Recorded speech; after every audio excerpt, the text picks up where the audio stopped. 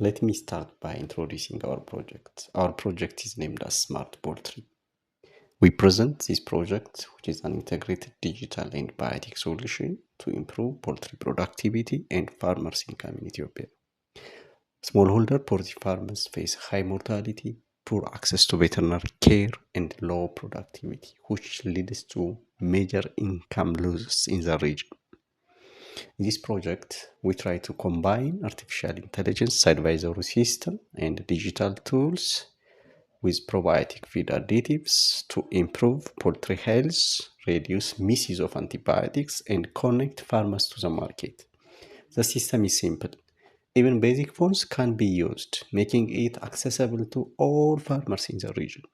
This is not just a tool, it is a complete ecosystem combining digital agriculture with biotechnology.